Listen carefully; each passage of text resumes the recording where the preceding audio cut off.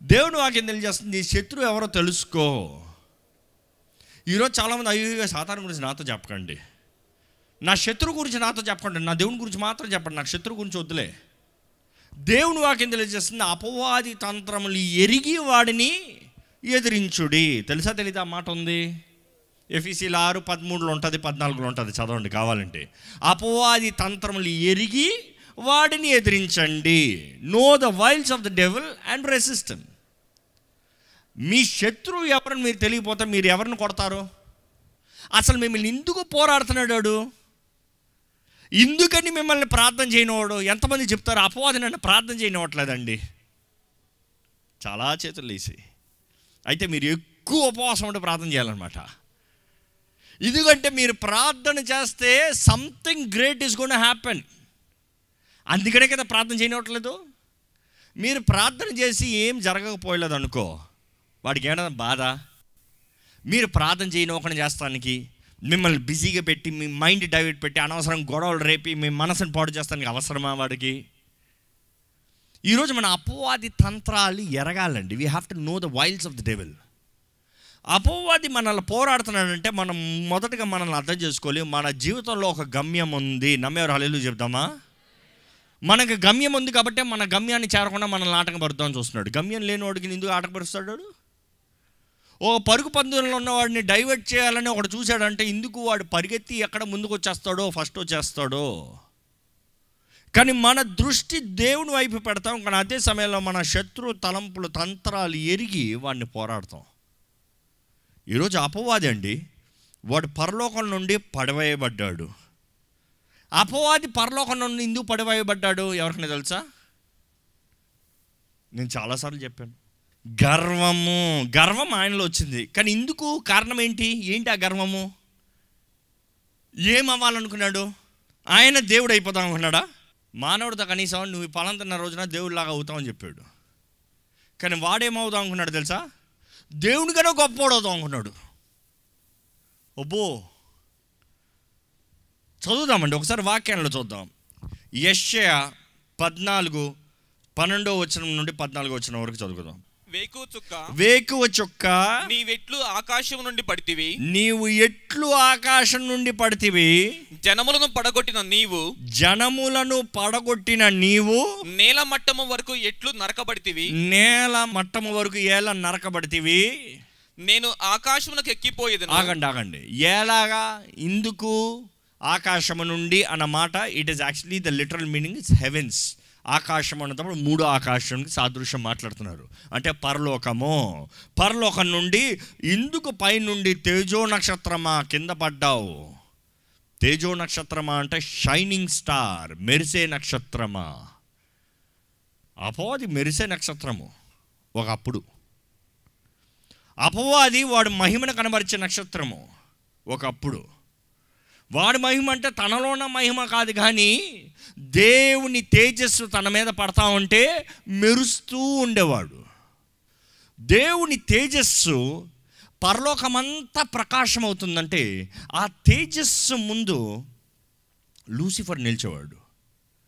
అడ్డుగా నిలిచి ఏం చేసేవాడు? దేవునిని అందరూ ఆరాధించినట్లుగా వర్షిప్ లీడర్ అన్నమాట. దేవుణ్ణి స్తుతించేవాడు అన్నమాట. ఆయన చాలా ప్రత్యేకమైన రీతిగా చేయబడ్డాడు. పరలోకంలో ఉన్న అన్ని దూతల కన్నా లూసిఫర్ ప్రత్యేకమైన రీతిగా చేయబడినట్లుగా బైబిల్ తెలియజేస్తుంది. అసలు దూతలన్నిటిలో ద మాస్టర్ పీస్ ఎవరు తెలుసా? లూసిఫర్. దేవుడు చేసిన సృష్టి మొత్తంలో, అంటే పరలోకంలో దూతల అన్నిటిలో బెస్ట్ ఎవరు? ఆయన చేసిన ఏ సృష్టి అన్న కూడా చెప్పచ్చు కావాలంటే. వాటిలో ద బెస్ట్ మాస్టర్ పీస్ ఎవరు అంటే లూసిఫర్ అన్నమాట.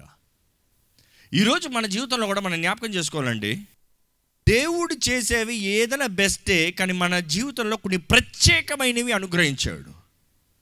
మన జీవితంలో మన దేవుడి దగ్గర నుంచి దూరంగా పోతానికి అవకాశం ఎక్కడొస్తుందంటే, ఏది మన బెస్ట్ అని ఎరుగుతామో దాన్ని బట్టి మనకేమొస్తుంది తెలుసా? గర్వం. కాన్ఫిడెన్స్ వేరు, గర్వం వేరు. ఈరోజు చాలామంది గర్వానికి కాన్ఫిడెన్స్కి డిఫరెన్స్ తెలియకుండా జీవిస్తున్నాము. చాలామంది గర్విస్తూ కాన్ఫిడెన్స్ అనుకుంటారు, గర్విస్తూ నేను కాబట్టి అంటూ అదేదో సెల్ఫ్ విల్ పవర్ అనుకుంటారు. No no no no no. ఏంటి అది? మీరు ఇతరులను చూసి మీ గురించి మీ గొప్ప చెప్పుకునేది ఏంటి? అది మిమ్మల్ని ఇతరులతో కంపేర్ చేసుకుంటూ వారికన్నా మీరేదో గొప్పవారని చెప్పుకుంటాం. ఏంటి అది? మీ అందమా, మీ మాటకార్తనమా, మీరు చేసే పనా, మీ వంట, మీ ఆట, మీ ఉద్యోగమా, మీ డబ్బా, మీ ఆస్తిపాస్తులా, మీ కారు బంగళాలా? ఏంటది? ఈరోజు చాలామంది ఇతరులతో పోల్చుకుంటూ, ఈ పోల్చుకున్న బుద్ధే అపవాది బుద్ధి అండి. కంపేర్ అన్న మైండ్ సెట్ వచ్చిందనుకో, తప్పకుండా అపవాది పని మీరు చేస్తున్నారు. అపవాది ఎప్పుడు ఏంటంటే కంపేర్. నీకింతేనా, వాడికి లేదా? నీకింతేనా, వాడికన్నా నీకింతేనా, నీకన్నా వాడు గొప్పోడైపోయాడా? Stop comparing your selfs with anybody. నమ్ముతారండి ఆ మాట? మిమ్మల్ని మీరు ఎవరితో పోల్చుకోవద్దు. ఈ మాట వినండి. దేవుడి దగ్గరకు వచ్చేటప్పుడు ఇందా నేను అన్నాను, సృష్టి మొత్తంలో దేవుని మాస్టర్ పీస్ లూసిఫర్. దేవుడే చెప్తాడన్నమాట. కానీ ఈరోజు ఒక సీక్రెట్ ముందే వదిలేస్తున్నాను. అంటే క్యాట్ వెనకాల నుంచి వదిలినట్టు తలుపులో నుండి మీరు అర్థం చేసుకోవాలి. ఏంటి తెలుసా? మీరు కూడా లూసిఫర్ లాగా మాస్టర్ పీస్లే. మీరందరూ కూడా చాలా మాస్టర్ పీస్లే. అందుకని లూసిఫర్ ఏం చేస్తున్నాడు తెలుసా? మిమ్మల్ని అందరిని కూడా వాడికిలాగే పాడు చేయాలని చూస్తున్నాడు. ఆ పాడు చేయాలని చూసే ప్రయత్నాల్లో మొదటి ప్రయత్నం ఏంటంటే కంపారిజన్ బట్టి గర్వమన్న రావచ్చు, కంపారిజన్ బట్టి నాకు ఏమి లేదు, నాకు ఏం రాదు, నాకు ఏమి చేయలేను అని కృంగుదల, నిరుత్సాహంలో, డిస్కరేజ్మెంట్లో కూడా నడిపించవచ్చు. ఈరోజు మీరు ఏ లైన్లో ఉన్నారో చూసుకోండి. మీకు సాటి ఎవరు లేరు. ఎందుకంటే మీరు దేవుని దృష్టిలో ప్రత్యేకమైన వ్యక్తి. దేవుడు మీ కొరకు తన రక్తాన్ని చిందించాడు. కానీ అపవాది ఆశ ఏంటంటే వాడు పడిపోయాడు, తనతో పాటు మిమ్మల్ని కూడా పడతోయాలని. పరలోకములో దేవుని సన్నిధిలో ఉన్న నక్షత్రము, తేజో నక్షత్రము, మెరిసే నక్షత్రము, ఉదయించే నక్షత్రము, ద సన్ ఆఫ్ మార్నింగ్. మనం చూస్తాము, you have been thrown down to earth who destroyed the nations of the world. ఎందుకు పడ్డాడంటే దాని తర్వాత చదువుతాం. ఏమని చదువుతాం? నీకు నువ్వు చెప్పుకున్నావు ఏమని? నేను ఆకాశమునకు ఎక్కిపోయేదను. అంటే ఆయన ఆశ పరలోకంలో దేవునికి పైకి వెళ్ళాలంట. దేవుని నక్షత్రములకు పైగా, దేవుని నక్షత్రానికి ఏంటంట పక్కన దేవుని కూడా పైన కావాలంట. ఆయనకి దేవుని నక్షత్రాలు పైన నా సింహాసనమును హెచ్చింతును, నా సింహాసనాన్ని హెచ్చిస్తాను. ఉత్తర దిక్కున సభా పర్వతము మీద. ఉత్తర దిక్కున ఎక్కడ బైబిల్లో తను చూపించారనుకో పైకి అని అర్థం. అంటే ఎక్కడైతే పైన ఉందో ఆ పైన కూర్చుందును, నేను కూర్చుంటా. దేవుని కన్నా పైన నేను ఎక్కుతాను, దేవుని కన్నా పైన. ఇక్కడ మీరు బాగా గమనిస్తే ఇక్కడ ఒక మాట కామన్గా ఉంటుంది. నేను నేను నేను నేను. మీ దగ్గర ఈ మాట ఎక్కువ వస్తుందా? జాగ్రత్త, లూసిఫర్ ఆత్మ. ఏంటది? ఐ నేను నేను నాది నాకు. ఆ మాట రాకూడదండి, చాలా జాగ్రత్తగా ఉండాలి. It is never I. ఎవరి దగ్గరన్నా నేను నేను నేను అన్న మాట వస్తుందంటే మీ నాశనం దగ్గరకు వస్తుందన్నమాట. జాగ్రత్త. ఎవరైనా సరే నాది నాది నాది నాది అన్నారనుకో కలిసిపోతుంది జాగ్రత్త మొత్తం అంతా. దేవునికి గర్విష్ఠులు అసహ్యులండి. అసలు లూసిఫర్ కూడా పరలోకం నుండి పడిపోతానికి ముఖ్య కారణం ఏంటంటే గర్వము. ఈరోజు గర్వం అనేది చాలామందిలో ఏళ్తుంది. చాలామంది గ్రహించుకుంటలే. యూ డోంట్ ఈవెన్ రియలైజ్ ఎంతమంది నిజంగా ప్రతి దానికి దేవుని మీద ఆధారపడుతున్నారండి. ఎంతమంది ప్రతి చిన్న పనికి దేవుని చిత్తాన్ని కోరుతున్నారండి.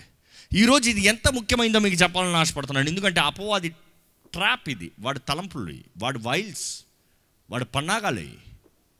ఎంతోమందిని నీ దగ్గర బ్యాంకులో డబ్బులు ఉంది కదా, ప్రార్థన చేస్తాం, అవసరం ఏంటి, చేసేయి. సంబంధం అంతా చక్కగా కుదిరింది కదా, అమ్మాయి బాగుంది, అంతా బాగుంది, కానిచ్చే, పెళ్ళి కానిచ్చిన తర్వాత విడాకులు తీసుకో. ఏదైనా సరే అంతా బాగుంది కదా, దేవుని ఎందుకు అడుగుతావు? వేస్ట్. దేవుని అడగాల్సిన అవసరం లేదు, వెళ్ళిపో.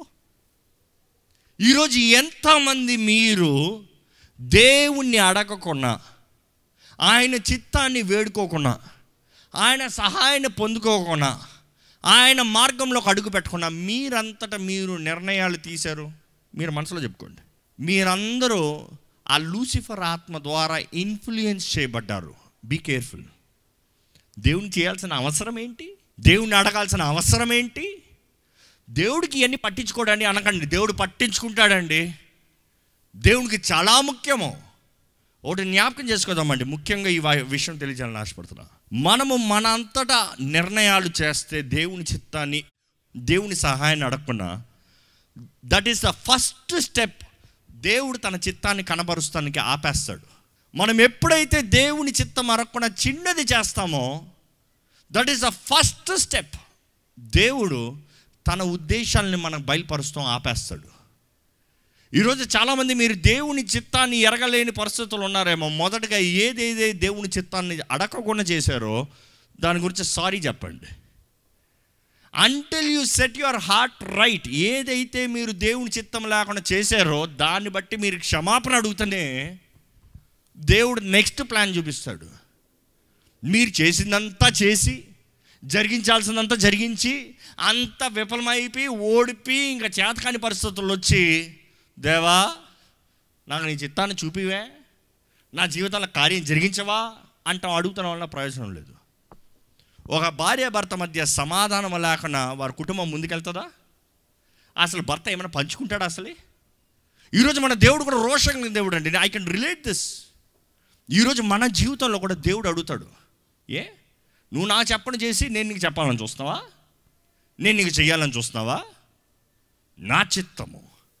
అందుకనే యేసు ప్రభు ప్రార్థనలో కూడా, పరలోకమందున్న మా తండ్రి నీ నామం మహింపరచబడును గాక. నెక్స్ట్ లైన్ ఏంటి? నీ రాజ్యం వచ్చును గాక. దాని నెక్స్ట్ లైన్ ఏంటి? నీ నామము, నీ రాజ్యము, నీ చిత్తము. ఈరోజు ఈ మూడు చాలా ముఖ్యం మనకి. యేసు నామంలో మనం విమోచించబడ్డాము, దేవుని బిడ్డలుగా మార్చబడ్డాము. రెండోది ఏంటి తెలుసా?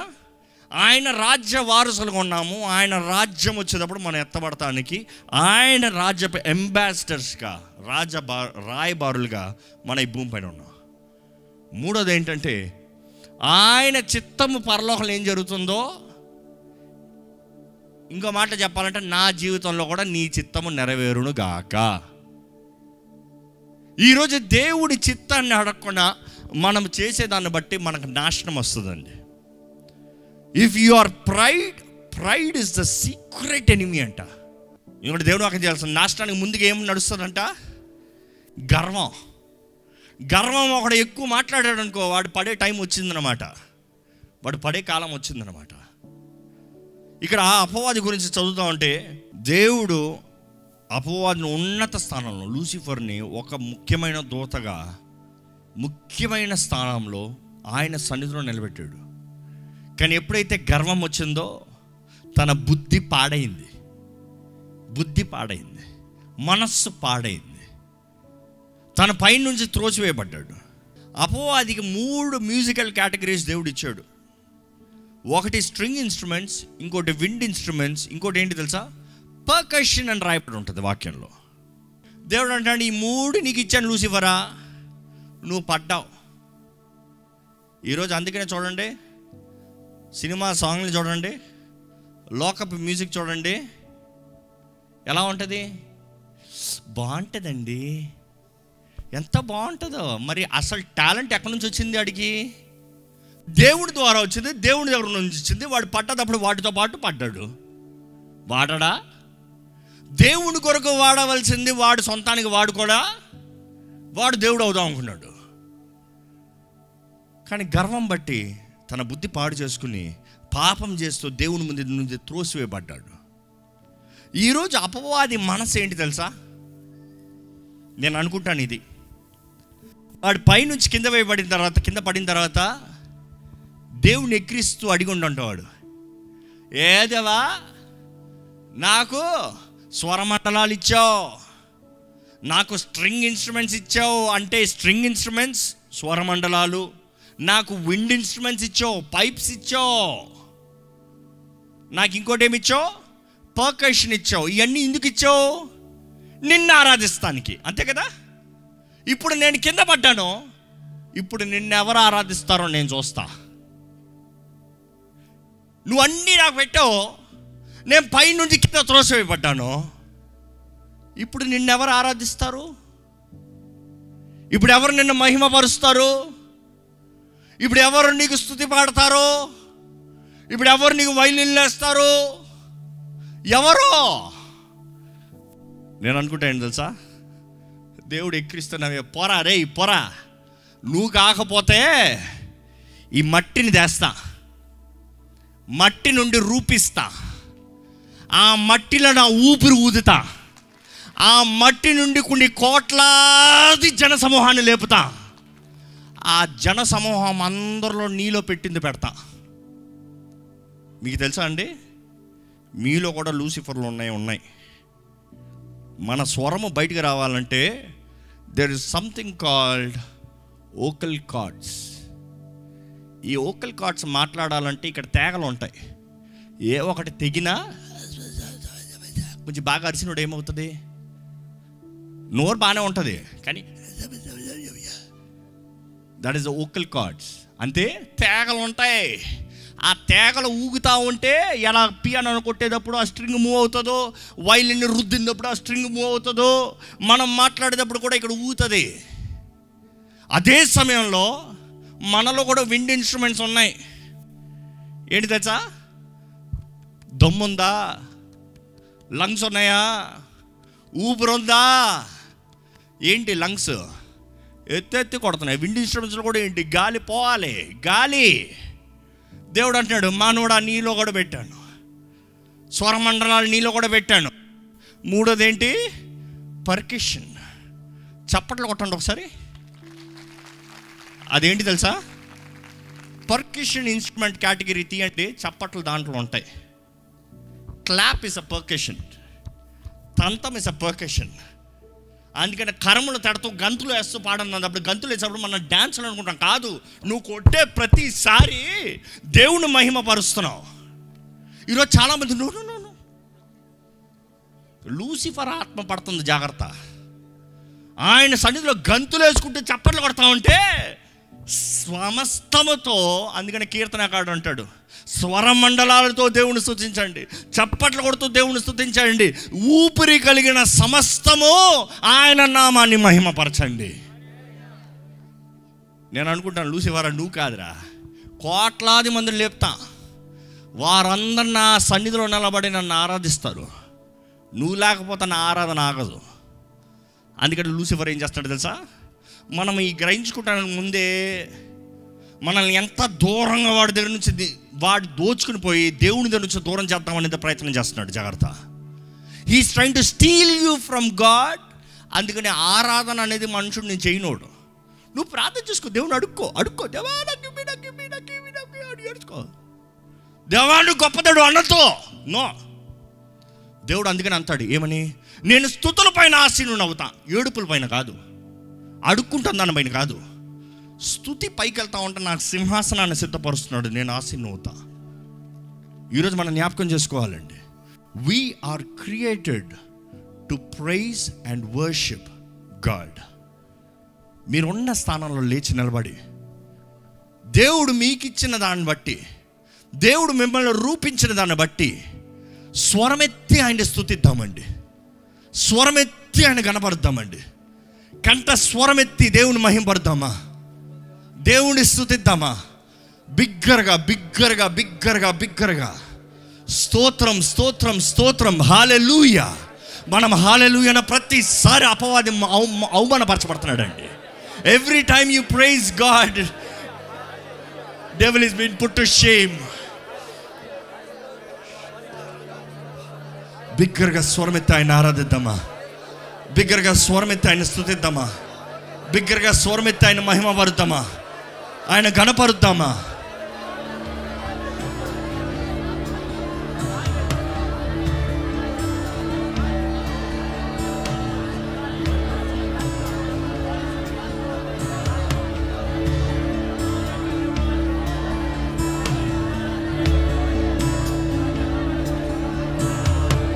పరిశుద్ధుడు నా దేవుడు, గొప్ప దేవుడు.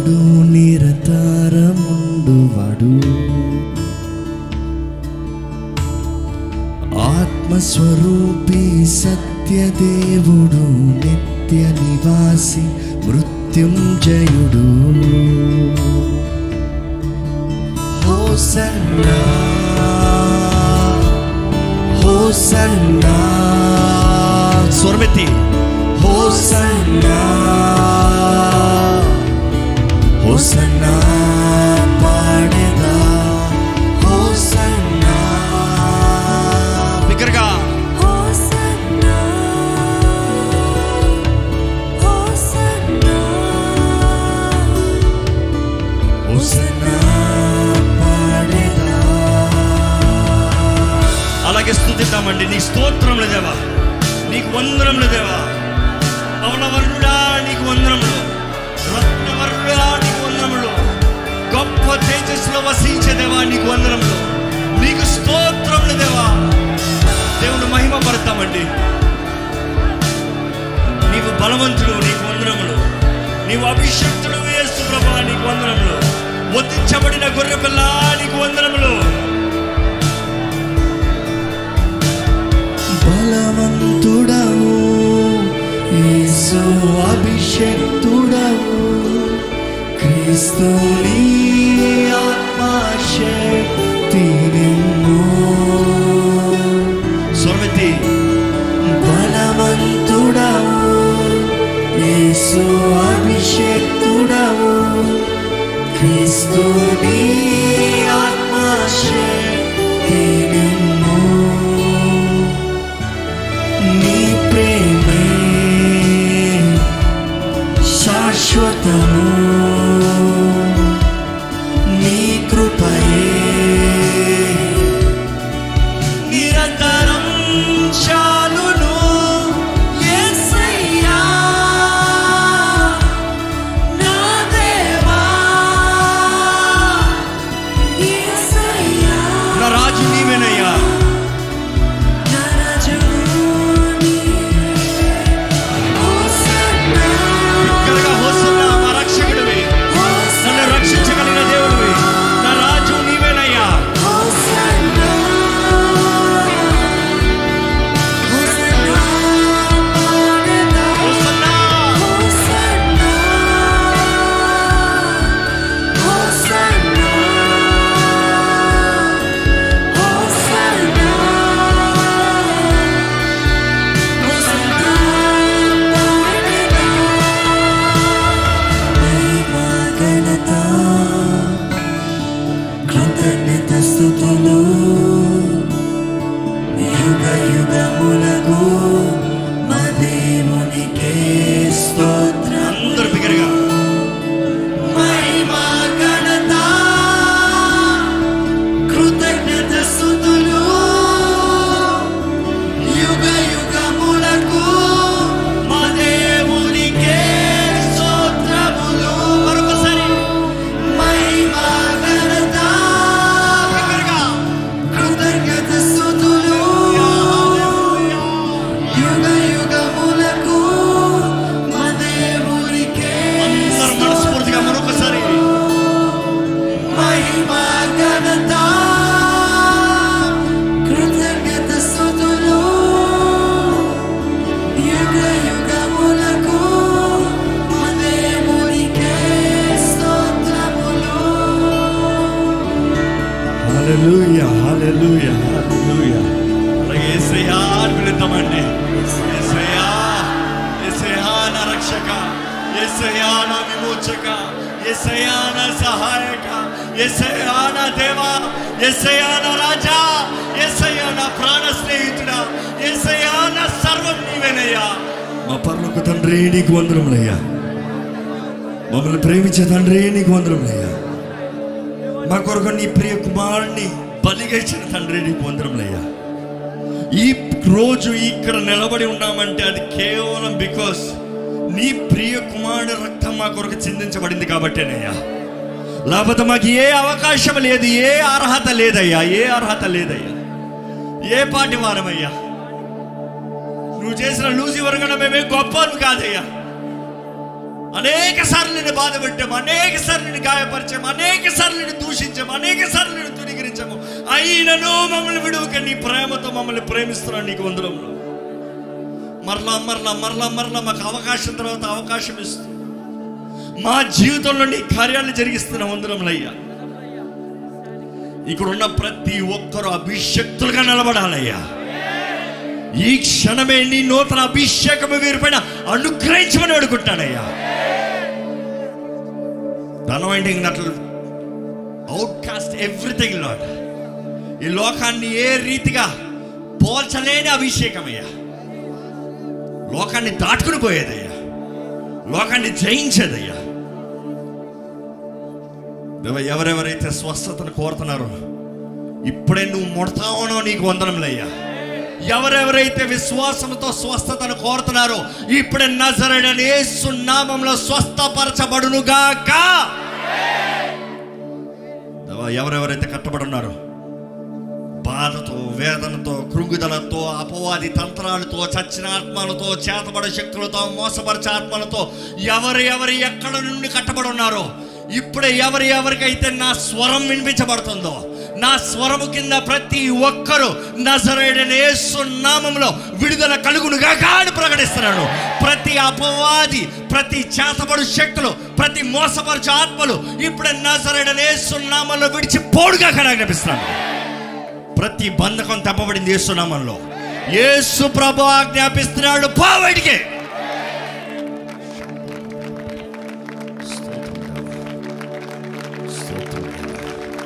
స్తోత్రం దేవా, నీకే వందనములు, నీకే వందనములు, నీకే వందనములు దేవా. నీ గొప్ప ప్రేమను బట్టి వందనములు.